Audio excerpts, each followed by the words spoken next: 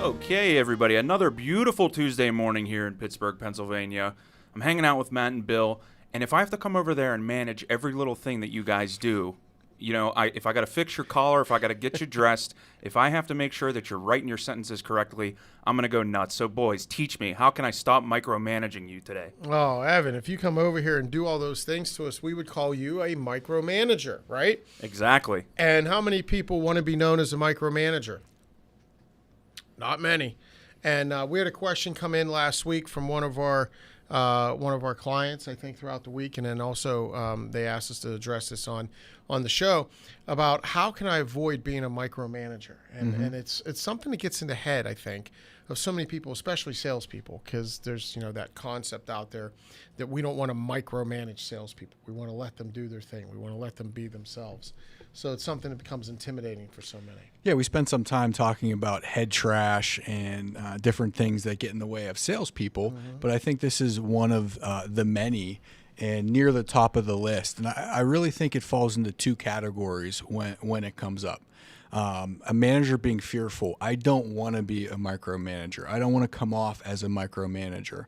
And then on the flip side of that, it's managers saying, I shouldn't have to micromanage. I shouldn't have to do all that. They shouldn't need that. So really there's two schools of thought, and I don't know if we can fit it all in today, but that's how I break it down in my mind. Yeah, I think you're right. So today we're going to talk about both perspectives, the sales manager perspective about not wanting to be a micromanager and how they can avoid, and then the salesperson, if you are a salesperson and you have a sales manager that either is micromanaging you or is not managing you, right? How would you deal with that, and how can you manage up? So we'll take a look at both of those today. We'll start with, first of all, my thoughts on micromanaging. I don't believe in the term. I believe it's a red herring and false narrative. I just don't believe micromanaging is always micromanaging. Correct. Right? I think as a manager, if you're fearful of micromanaging, you're probably safe from micromanaging. If you're at least aware of not wanting to be a micromanager, you're probably not a micromanager, right? And I think you're aware enough that you know that there's certain things you don't need to get involved with if you're even just cognizant of it. So the term itself, I think, can be misleading, and it can get in the way of really being effective.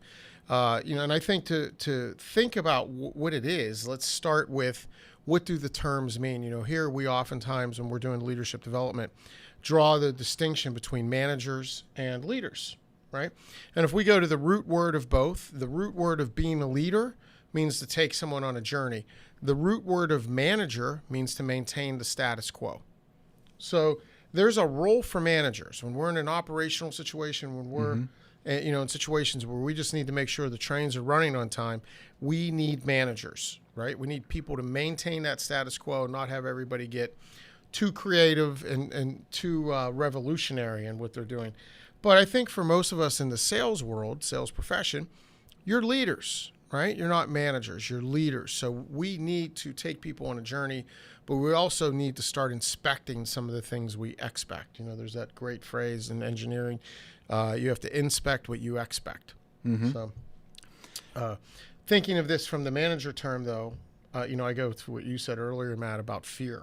And I think a lot of it comes from fear. And what do you think of that fear is of? Why do you think what are they fearful of when they don't want to micromanage? Well, I think they're fearful of how they're perceived, and they maybe don't believe in the conflict, or they don't want to have that interpersonal. There's a client that always uses the term funk, the funk between them. But I think of it in micromanagement as, and I agree with you. I don't believe it exists as prevalent as most people say, but the most loving thing we can do is position individuals for success. That's right. And so I don't believe it's micromanagement if we have that intent to position them for success. And really at the end of the day, it's our job to, and it's what we owe that individual. If we really care for them, and it's what we owe the business as well as a leader. And I think another thing that comes to mind for me is accountability. So that accountability is scary for most, because I think it's on that fine line of, oh man, if I hold them accountable, That's micromanagement, and that's that. And by accountable in that situation, it's if I give them consequences. If I point out bad behavior, if I point out, if I give them consequences for not hitting their numbers, not doing the activities they need to do, no, that's helping them be successful. And positioning them for success. That's right. That's the most loving thing you could do. It is not, and that's the thing, is the other piece of that is managers oftentimes won't want to micromanage. Another term for micromanage is manage. Yeah. Right? So oftentimes managers won't want to manage because they don't want to have that conflict that exists because they want to be liked. Yep. Right? That gets in the way of being successful. Being liked, the high need for being liked gets in the way of being successful. If you want to be liked, if you think you want to be liked by your people, ask yourself this question. Would I rather be liked or loved? Do I want to practice love or do I want to practice permissiveness? Do I want to allow somebody to fail, permissiveness, or do I want to love them enough to help them be successful? Because the meaning of love, the definition of love, is to want the best for the other. Mm-hmm. Right? Well, and let me flip that real quick because different people popped into my mind. Managers or leaders, regardless, that you've loved in your career, were they tough on you? Dean Arnold. Right? Did they hold you accountable? Did they bring out the best in you? Did they manage expectations? Which we can talk about managing expectations. I think that breaks the conundrum of this because it's very easy when we manage expectations to hold people accountable and do it the correct way with getting buy-in, getting salespeople, in our case, to paint that picture. I've never achieved anything great or anything I could be proud of with somebody that practiced permissive-ness. Yeah. Right? Oh, Bill, get him next. Oh, you're okay. Yeah, you're fine. And just continuing to move. And then you look back and, you move the goalpost every week. You give, you make excuses. You're like, that's fine. Don't worry about it. Don't push yourself too hard. It's hot out. Whatever the excuse might be. And then next thing you know, a quarter's gone by and I'm like, I haven't cashed a commission check in a while. Mm-hmm. Right? Versus the guy that's like riding you and saying, what'd you do today? Okay. Was that the best effort you have? Or aren't you better than that? The person that holds you accountable. We have a little ism here at the Tellerico Group. We have a lot of isms, but one of our favorite isms is around accountability. And I like to always say accountability is the one thing everybody needs and nobody wants, right? So it's the thing everyone needs and nobody wants. And when we see things on our calendar, when we hold each other accountable here, Matt just revealed to me yesterday one of the ways he likes to hold me accountable is we have a Monday meeting. And he said we'll review things that are coming up and things we might talk about or we need to do that week. And he makes little notes of anybody I say I need to talk to. And then sometimes on Friday, he'll come in and say, hey, how'd that conversation with Sally go? I'm like, oh, yeah, you know what? I'm going to give her a call. And he says, and then I know you write it in your book and you'll get it done the next week. Yeah. But that's the way he holds me accountable. I need that, right? Would it be loving to the organization? Would it be loving to those that depend on us? Would it be loving to the people we could help? For Matt to be permissive and be like, that's all right, he'll get to him when he gets to him. And then we lose opportunity. Because I really do want to cash commission checks. That's right. Yeah. I'm not going to wait till 3 months down the road. We oftentimes talk about knowing what motivates people. We know what motivates Matt. It's commission checks. But it's that accountability that we all need. So if you're a leader and you're being permissive because you don't want to micromanage, again, another word for micromanage is manage. If you don't want to manage your people and you don't love them enough to help them be successful, you're derelict in your duty, right? And that's something you have to look in the mirror and face. And if you're worried about that, it's probably because you don't understand how to manage the conflict. So let's talk about that. And maybe we'll talk about that next week because that's a pretty deep topic. That's big. Yeah, but think about, is it the conflict that's holding you back? Or another thing that holds people back from actually leading and managing is because they haven't laid out the expectations of what to do. So they don't know what to manage towards. So if you find yourself having conversations with your people and be like, what am I gonna say? And what would I manage? And what am I really trying to get to? And define expectations. Get them on paper. Let them know what you expect from them every week. Learn what they expect from you. And I bet you learn that they want to be managed. Because what we learned is that high-performing salespeople, do you think high-performing salespeople, real quick for everyone, Do high-performing salespeople like to be closely managed or not managed? Drum roll if you have one, Evan. Matt, what is the answer to that? Closely managed, and you stole that right out of my head, because I was gonna talk about, you don't want to be a micromanager, but did you ever ask what your people want or the salesperson wants? Because of the closely managed, which blow a lot of people's minds. But the other thing is another study that we always talk about. The task clarity study, asking this study asked top high performing 10% salespeople and above over quota. So the tops of the tops, what do you want the most from your organization? Do you want bigger car allowance, spiffs, days off, bigger commission plans, loose freedom? Yeah. The number one response was they want task clarity. So before you feel like you're going to micromanage or you don't want to, if you're talking to a high-performing salesperson, they want to feel engaged. They want to feel that accountability. They want that task clarity of this is what we need to accomplish. This is where we're heading. That's extremely important to them. Because on the flip side, if you don't manage, what is the most demotivating thing for high-performing salespeople? To not think they know, to watch someone who's underperforming stick around. Yeah. Right? But the manager's and not have liked. consequences. The manager's liked by that person that's underperforming. That's right. Yeah.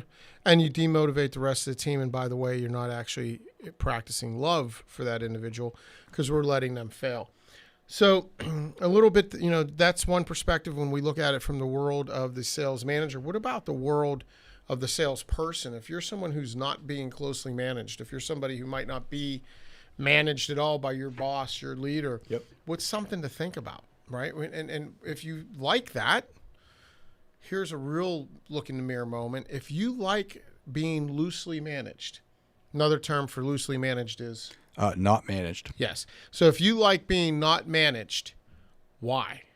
What is it that you like about it, right? Do you like the freedom it gives you to run around and have 2-hour lunches? Do you like the freedom it gives you to do whatever you want to do and be free from results? What is it? Because I could tell you it's not a pursuit of greatness. Like no great salesperson wakes up and says, I'm pursuing greatness. I'm on a never-ending personal improvement journey. And the way I'm going to get there is having no accountability and no management. No, it's a lie. It's a lie. You're lying to yourself if you say, I enjoy being loosely managed or never managed because it's helping me become more successful. It's not. You're enjoying the things that help you stay where you are. You're enjoying something that's letting you stagnate. You're not enjoying something that's helping you achieve greatness and get closer to who you were built to be. Because, by the way, we weren't built for mediocrity. We were built for greatness. And if you're pursuing greatness, we need people along the way to help us. It's that accountability. The one thing we all hate and we all need to pursue greatness. So why is it that you like not being closely managed? And what are you going to do to change that? How do you push yourself? How do you manage up and maybe go to your boss, your leader, and say, hey, what's the one thing I could be doing to get better for the next 90 days? What's the one thing I should be focused on that's going to help me be better? What's the one thing I should be focused on that's going to help me deliver better results for the organization? What's the one thing you need from me most in the next 90 days? Ask them that question, right? Another question we might want to ask them is on this personal improvement journey, this path to greatness. When we leave a meeting, do we ask them and say, hey, what's the one thing I could have done better in that meeting? What's the one thing I should be thinking about next time? When you ask these one thing questions, guess what you start to do? You create and you facilitate a culture of feedback. So now you're helping that manager who might need help managing you. That manager might need help leaning in a little more and being more of the manager you need them to be. You're giving them permission by building this culture of feedback. And it's going to make meetings better. I hear week in and week out, oh man, that sales meeting, another waste of time. Another 60 minutes. I won't get back. Yeah, taking me out of the field. So I think a big part of this is managing expectations. But then in meetings, how do you use those expectations? Coaching to those expectations, talking about that, and really using an agenda. I think another thing people are fearful of as managers or as salespeople, is a tight agenda, and asking what would be beneficial for the other party, whether it's a salesperson. What's one thing that we could be discussing in this that could make it more impactful? Yeah. What's one thing that you'd like to see, Mr. Manager, in this meeting to make it much more impactful? Because far too many meetings are talking about the Steelers, the weather, much like we talk about in sales cycles. Oh, I'm building rapport. Yeah, right. No, you're not. You're introducing time, which kills deals. And when you were saying that about the meetings, the other thing with these meetings, and the other thing with the interactions with your manager, or if you're a manager with your team, especially, get comfortable with that healthy conflict. Get comfortable with people being a little uncomfortable, because that's where the grow zone. Right? Yep. That's where we grow. Nobody's growing when everything's easy. I mean, if you go to the gym at all, you don't grow by doing 10 reps with 10 pounds. It doesn't, well, for some people, it might. But I mean, for the most part, you're not growing by doing 10 reps at 10 pounds. You're growing when you stretch, right? You're growing when you have that shaking, that conflict in the muscle, when there's that concentration of effort. It's uncomfortable, but there's a great outcome. And we need to get uncomfortable a little bit to have great outcomes and have that growth. So stay in that uncomfortableness. Stay in the moment so that we can help somebody grow into who they're built to be. Yeah, and even though we're past the halfway point at this time, with a lot of our clients, I use the halfway point of the year as it's a great opportunity to revisit the meetings, revisit the agendas, revisit the expectations of a manager or of a salesperson, and what does success look like? Because candidly, with COVID, success has changed. That's right. The activities have changed. The necessary elements of the role have changed. So it's a fluid situation for many organizations. So that's very healthy to talk about that. And unfortunately, I've had one or two conversations over the last month about salespeople that are underperforming, and a manager or leader needing to let them go, or talk about conflict. Sure. People hold on to underperformers far longer than they probably should, because